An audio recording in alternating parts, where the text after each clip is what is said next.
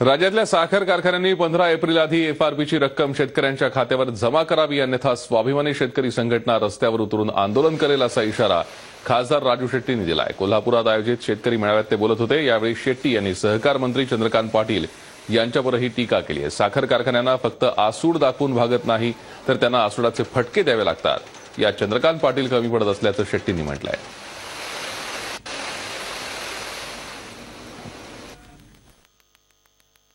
कालच साखर आयुक्तांनी जो आदेश दिलेला आहे की 15 एप्रिलच्या आत एफआरपी दिली पाहिजे, त्या मताशी आम्ही ठाम आहोत।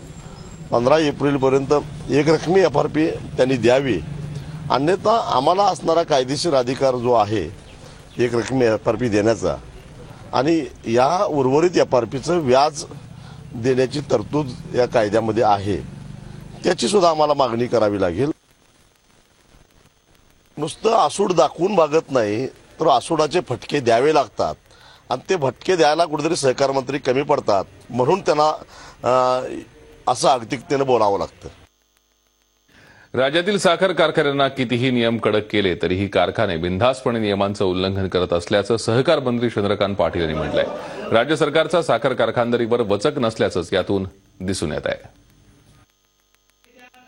कारखाने बसलेले आहेत की ज्यांना अनेक प्रकारचे नियम करून सुद्धा आता काही नियम पाळायचे नाही आणि सगळं त्यांनी त्यांचं जे काही प्रदूषित पाणी आहे ते नदीमध्ये सोडायचं। त्यातून पंचगंगा ही देशातल्या प्रदूषित 10 नद्यांमधली एक नदी झाली। झी24 तासात दुष्काळविषयक दुष्काळाची दाहकता या कार्यक्रमामुळे इतके अस्वस्थ झालो आणि रात्रभर झोप आली नाही, असं शरद पवार यांनी म्हटलंय। पुण्यात शरद पवार यांना विठ्ठलराव शिवरकर स्मृती पुरस्कार प्रदान करण्यात आला, त्यावेळी ते बोलत होते। पुरस्काराची 1 लाख रुपयांची रक्कम त्यांनी नाम फाउंडेशनला दिली। शरद पवार यांना पहिला विठ्ठलराव शिवरकर समाजभूषण पुरस्कार भाई वैद्य यांच्या हस्ते देण्यात आला, त्यावेळी ते बोलत होते। इथे मिळालं होतं व आपल्याला वानवडीला हा भूषण प्राप्त करून दिलं। आपलं सुद्धा मला माहिती नाही तुमच्यापैकी कोणी काल टेलिव्हिजनवर झी टेलिव्हिजनवर चॅनलवर मराठवाड्यातल्या पिण्याच्या पाण्याच्या प्रश्नाच्या संबंधीचा एक कार्यक्रम होता। तो कार्यक्रम पाऊण तास चाललेला होता। मी पाहिला, मला झोप आली नाही। मी मराठवाड्याच्या सगळ्या जिल्ह्यात जाऊन आलोय। काय काय करता येईल याच्यासाठी दिवसातनं माझे 4-5 तास तरी जातात आमच्या वेगवेगळ्या जिल्ह्यातल्या सहकाऱ्यांची अधिकाऱ्यांची बोलवायला, आणि काही करता येईल या दृष्टिकोनातून। आज लातूरसारख्या जिल्ह्यामध्ये दिवसातले 7 ते 8 तास महिलांना हंडाभर पाण्याच्यासाठी घालवावे लागतात। त्या हंड्याच्या लाईनी लागल्यात, त्या बिचाऱ्या उन्हात तान्हात बसल्यात। ते एखादा टँकर आल्याच्या नंतर त्याच्यावरची झुंबड होते, एकमेकाचा संघर्ष होतो, वाद होतात। शेवटी महाराष्ट्र सरकारला टँकरच्या भोवती 144 कलम जाहीर करायला लागलं आणि 5 व्यक्तीपेक्षा जास्त जमायचे नाही हा निर्णय घ्यायला लागला। कधी अशी स्थिती नव्हती। लातूरमध्ये टँकरनं पाणी पुरवठा केला जातोय। टँकर आल्यानंतर पाणी भरण्यासाठी नागरिकांची अक्षरशः झुंबड उडते। त्यावेळी पाणी मिळवण्यासाठी नागरिकांमध्ये होणाऱ्या ओढाताणीचं चित्र विदारक आहे। त्यातून दुर्घटनाही घडल्या। आमचे प्रतिनिधी विशाल करोळ यांनी लातूर जिल्ह्यातल्या मसुर्डी गावात टँकरमधून पाणी मिळवण्यासाठी होणाऱ्या गर्दीचा घेतलेला हा आढावा। टँकर आल्यावर या गावात पाण्यासाठी अशी जीवघेणी स्पर्धा सुरू होते। या टँकर खाली अपघातानं आपला जीव जाऊ शकतो, वर चढताना अपघात होऊ शकतो, याची कुणालाही भीती वाटत नाही। प्रश्न फक्त एकच असतो, ते म्हणजे उदरनिर्वाहासाठी रोजच्या पाण्याचा प्रश्न मिटवण्यासाठी पाणी मिळणं, आणि त्या पाण्यासाठीची ही सगळी धडपड इथं कायमचीच आहे। 5-7 दिवसातनं एक वेळा टँकर येतो आणि त्यानंतर या गावकऱ्यांना हे पाणी मिळतं। प्रशासन खूप घोषणा करतंय, मात्र खरंच त्यांनी केलेल्या घोषणा इथं पूर्ण झालेल्या पाहायला मिळत आहेत का, हा प्रश्न आहे। पाण्यासाठीची मसुर्डीकरांची आता ही रोजचीच धडपड झाली आहे। मराठवाड्यात दुष्काळाची परिस्थिती गंभीर आहे। प्यायला पाणी नाही, हाताला काम नाही, रोजगार नाही। अशा स्थितीत सरकारी पातळीवर आणि व्यक्तिगतरित्या सर्व स्तरातून दुष्काळग्रस्तांच्या मदतीसाठी प्रयत्न होत आहेत। मात्र हे प्रयत्न अपुरे पडतायत। म्हणूनच एसएल समूहानं देखील सामाजिक जाणीवेच्या भावनेतून दुष्काळग्रस्तांना धीर देण्याचा निर्णय घेतलाय। दुष्काळाचा सर्वाधिक फटका बसलेल्या लातूर जिल्ह्यातल्या काही गरजू कुटुंबांना आर्थिक मदत देणार असल्याचं एसएल समूहाचे चेअरमन डॉक्टर सुभाष चंद्रा यांनी जाहीर केलंय। एकूण 200 कुटुंबांना ही मदत देण्यात येणार आहे। याबाबत डॉक्टर सुभाष चंद्रा यांनी काय ट्विट केलंय पाहूया। महाराष्ट्रात लातूर जिल्ह्यात गंगापूरच्या 200 कुटुंबांना अन्नपाणी नाही. दरमहा प्रत्येकी 4,000 रुपयांची मदत मिळताना देणार आहे.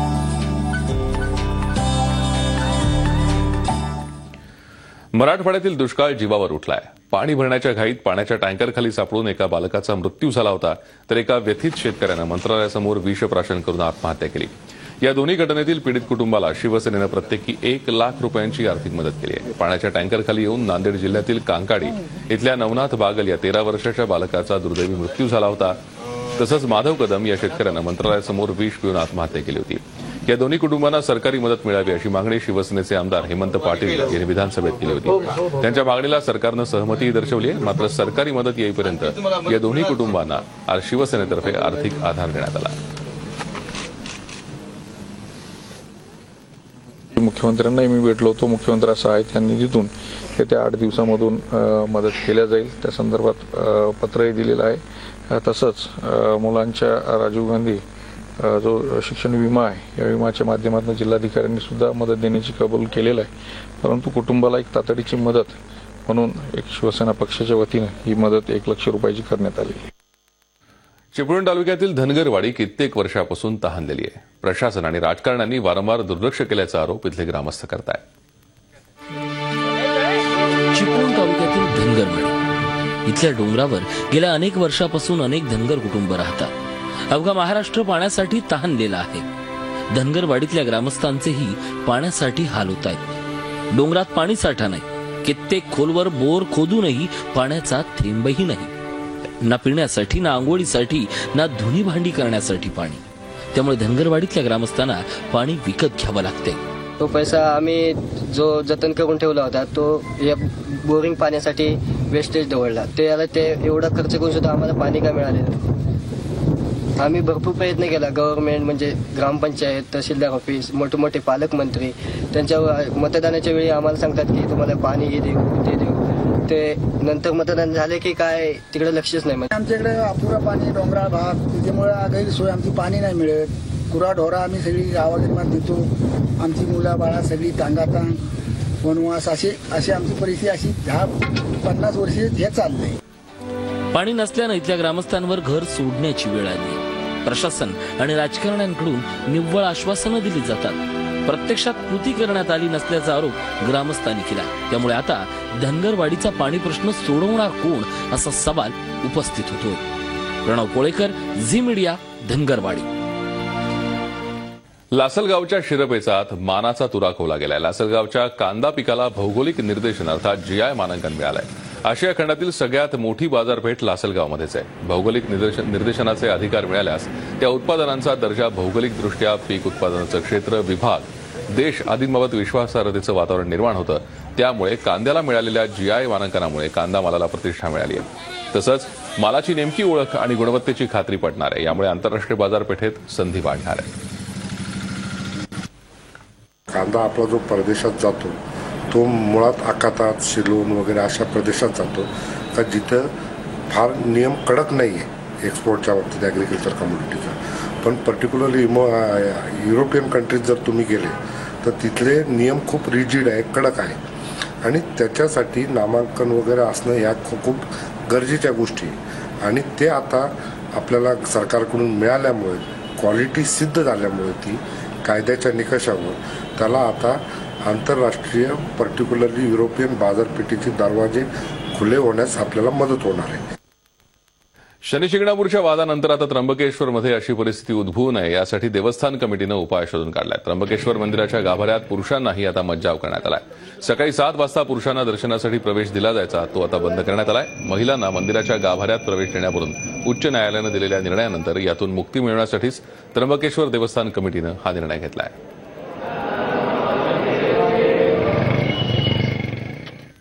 नाशिकच्या सिंहस्थ कुंभमेळ्याच्या धर्तीवर कोल्हापुरातील तीर्थक्षेत्र नृसिंहवाडी इथे कन्यागत महापर्व काळ सोहळा पार पडणार आहे. या महापर्व काळ सोहळ्याच्या बोधचिन्हाचं सहकार मंत्री चंद्रकांत पाटील यांच्या हस्ते अनावरण करण्यात आलं. या सोहळ्यासाठी 121 कोटी रुपयांची भरीव निधीची तरतूद करण्यात आली आहे. या सोहळ्यासाठी पहिल्या टप्प्यातील निधी प्राप्त झाला असून नृसिंहवाडी इथे विकास कामांना सुरुवात झाली आहे. महापर्व काळात भाविकांना कोणत्याही प्रकारची अडचण येऊ नये यासाठी सरकार सर्वतोपरी प्रयत्न करेल अशी ग्वाही चंद्रकांत पाटील यांनी दिली आहे.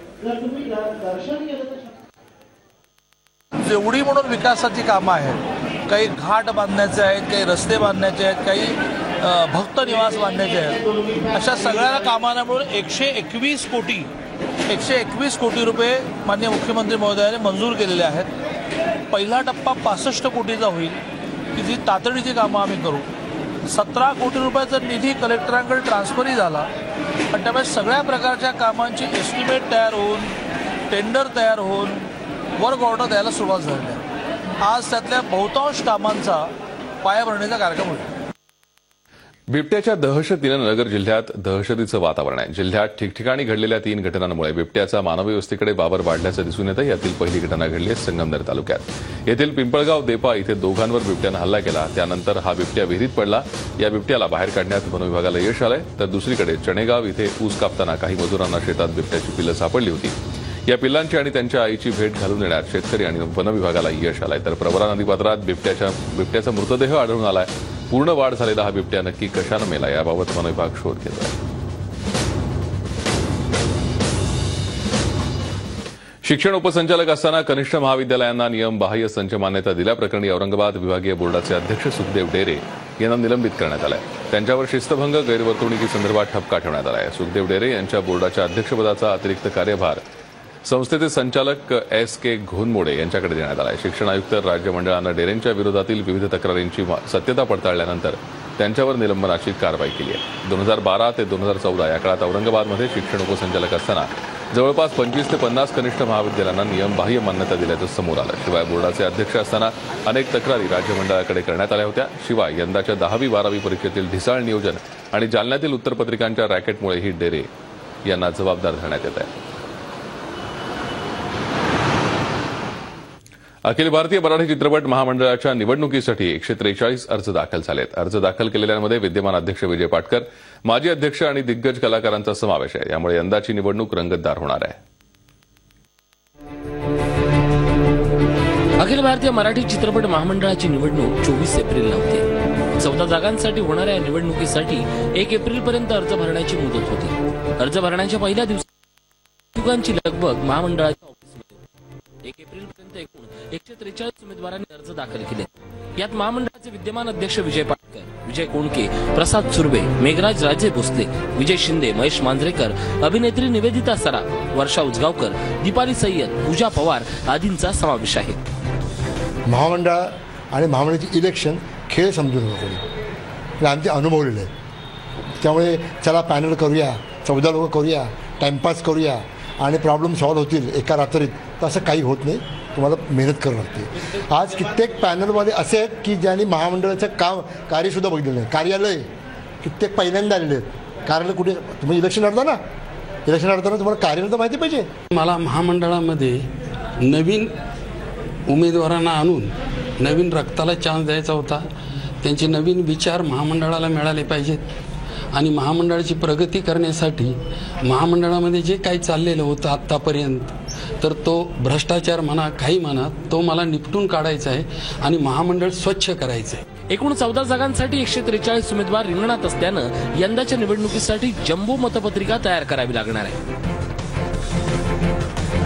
चित्रपट महामंडळाचे विद्यमान अध्यक्ष विजय पाटकर, महामंडळाचे माजी अध्यक्ष विजय कोणके आणि विजय शिंदे, महामंडळाचे माजी अध्यक्ष मेघराज राजे भोसले, मोहन पिंगळे आणि महामंडळाचे माजी अध्यक्ष प्रसाद सुर्वे यांनी प्रत्येकी स्वतंत्र पॅनल उभारून निवडणूक रिंगणात उडी घेतली आहे. प्रत्येक पॅनलमध्ये 14 उमेदवार असल्यानं एकूण 98 पॅनलचे उमेदवार आणि अपक्ष असे उमेदवार निवडणूक रिंगणात असतील. त्यामुळे यंदाची निवडणूक ही चुरशीची होणार हे निश्चित.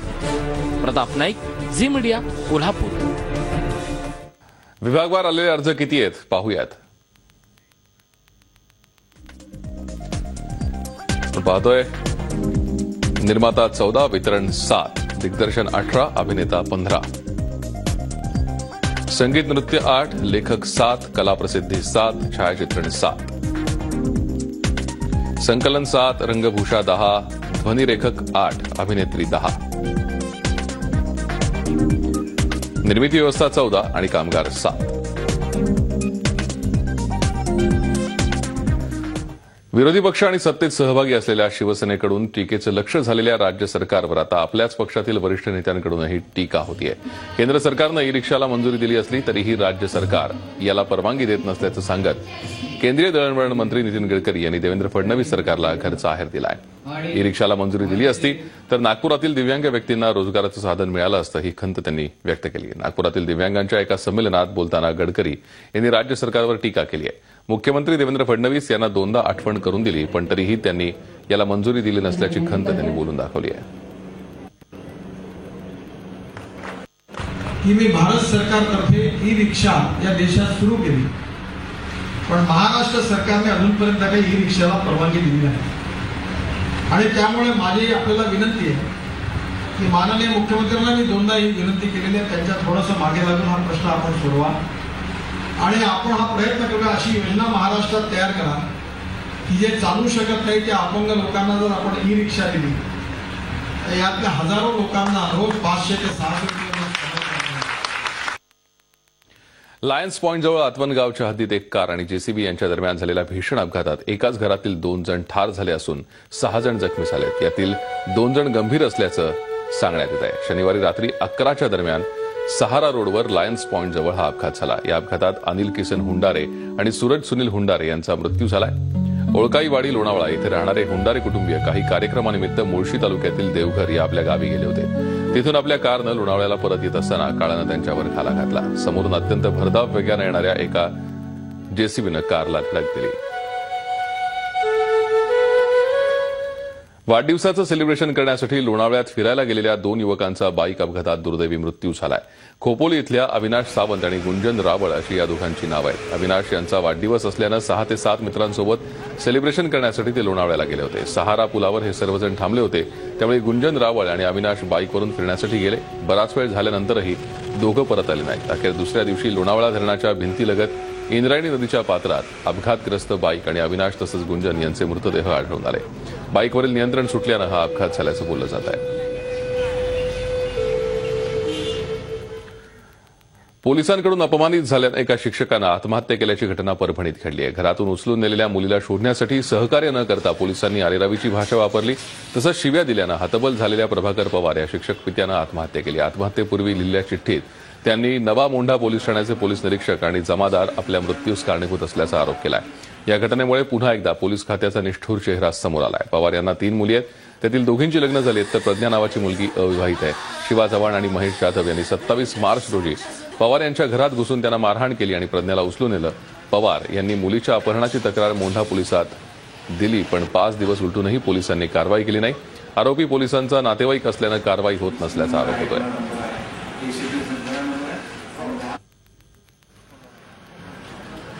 शनिवारी रात्री महेश जाधव आणि शिव चव्हाण 2 जण आले होते. आम्हाला दोघांना म्हणले त्या पोरीला नेतच नाही तर तुमचा खून करतो. आम्ही तिला घरात कोंडून घेतलं, आम्हालाच मारून गेले. कालही मला मारलं पोरायनं त्या. पोलिसांनी गुन्हा दाखल केला नाही. गुन्हा लवकर त्यांनी दाखल केला नाही. 3 दिवस झालं चक्रा मारायलेत. काल पोलीस कर्मचाऱ्याकडे तपास दिला होता राठोड नावाच्या, तो चक्क हात वर करत होता. आणि पोलीस निरीक्षक जे जगताप आहेत त्यांनी तर अक्षरशः काल 1 एप्रिल रोजी सकाळी प्रभाकर पवार सरांना अक्षरशः कॅबिनच्या बाहेर हाकलून दिलं आणि सांगितलं की तुम्ही काय लावले. म्हणजे हा अपमान सहन झाल्यामुळं आज प्रभाकर पवार सरांनी आज दुपारी या ठिकाणी आत्महत्या केली विद्यापीठ परिसरामध्ये जाऊन. ओम जाधव आणि शिवाजी चव्हाण या दोघांवर त्यांनी रायटिंगमध्ये लिखित तक्रार दिली की माझ्या मुलींनी फूस लावून लग्नाचा आम्ही आपण फूस लावून पळवून नेलेला आहे. त्याप्रमाणे आम्ही गुन्हा 130/16 प्रमाणे गुन्हा दाखल केला आणि गुन्ह्याचा तपास चालू केला. त्या तपासामध्ये मुलीचा आणि या मुलांचा शोध घेण्याची प्रक्रिया चालू आहे. बालिका वधू हे प्रत्युषा बॅनर्जीच्या मृत्यूनं सगळ्यांनाच धक्का बसलाय. पोस्टमॉर्टम अहवालात जरी प्रत्युषानं आत्महत्या केल्याचं निष्पन्न झालं असलं तरी तिने आत्महत्या का केली यावर अनेक तर्कवितर्क लढवले जात आहेत. पाहूया यावरचा आमचा special report. Balika Vadhu fame Pratyusha बॅनर्जीनं तिच्या राहत्या घरी गळफास घेऊन आत्महत्या केली. तिच्या अचानक झालेल्या मृत्यूनं सगळ्यांनाच धक्का बसलाय. तिच्या मृत्यूचं गूढ वाढत चाललं असून रोज नवनवीन खुलासे होताना दिसत आहेत. आता तर प्रत्युषा आत्महत्येवेळी 2 महिन्यांची गर्भवती असल्याचा संशय व्यक्त केला जातोय. या संदर्भात काही नमुने तपासणीसाठी पाठवण्यात आले आहेत. प्रत्युषाच्या गर्भाशयात काही इन्फेक्शन झाल्याची शक्यता डॉक्टरांनी वर्तवली आहे. मात्र हा प्राथमिक अंदाज असल्यानं याबाबत ठोस माहिती आलेली नाही. प्रत्युषा बॅनर्जीची मैत्रीण आणि अभिनेत्री सारा खान हिनं प्रत्युषा गर्भवती असल्याच्या शक्यतेस नकार दिलाय. या उलट प्रत्युषाचा प्रियकर राहुल राज प्रत्युषाला त्रास द्यायचा, त्यामुळे तिनं याआधीही 2 वेळा आत्महत्या करण्याचा प्रयत्न केला होता असा दावा सारा खाननं केलाय. आता या सर्व तपासणीसाठी मुंबई पोलिसांनी प्रत्युषाचं घर सील केलं असून प्रियकर राहुल राजची कसून चौकशी सुरू आहे. राहुल राजला चौकशी दरम्यान अचानक छातीत दुखायला लागल्यामुळे त्याला बोरिवलीतील साई रुग्णालयात दाखल करण्यात आले. राहुलच्या वडिलांनीही प्रत्युषा आर्थिक तंगीमुळे त्रस्त होती, तसंच तिच्या अकाउंटला पैसे नव्हते असं वक्तव्य करून पुन्हा एकदा या प्रकरणाला नवं वळण दिलंय. बॉयफ्रेंड बरोबरच्या तणावामुळेच प्रत्युषानं आत्महत्या केल्याची चर्चा रंगते आहे. दरम्यान श्वास गुदमरून प्रत्युषाचा मृत्यू झाल्याचा शवविच्छेदनाचा अहवाल आलाय. तिच्यावर मुंबईतल्या ओशिवरा स्मशानभूमीत अंत्यसंस्कार करण्यात आले. प्रत्युषाच्या जवळच्या मित्रांनी मात्र प्रत्युषा आत्महत्या करणाऱ्यांमधील नाही असं म्हटलंय. प्रत्युषाच्या मृत्यूनं मात्र टीव्ही विश्वात हळहळ व्यक्त केली जात असून जर तिनं आत्महत्या केली असेल तर लवकरच तिच्या आत्महत्येचं कारण कळेल असा विश्वास त्यांनी व्यक्त केलाय. प्रत्युषाच्या मृत्यूचं गूढ वाढलं असून या प्रकरणात आता काय नवीन खुलासे होत आहेत हे पाहणं महत्वाचं ठरणार आहे. कपिल देशपांडेसह bureau report Zee media, Mumbai.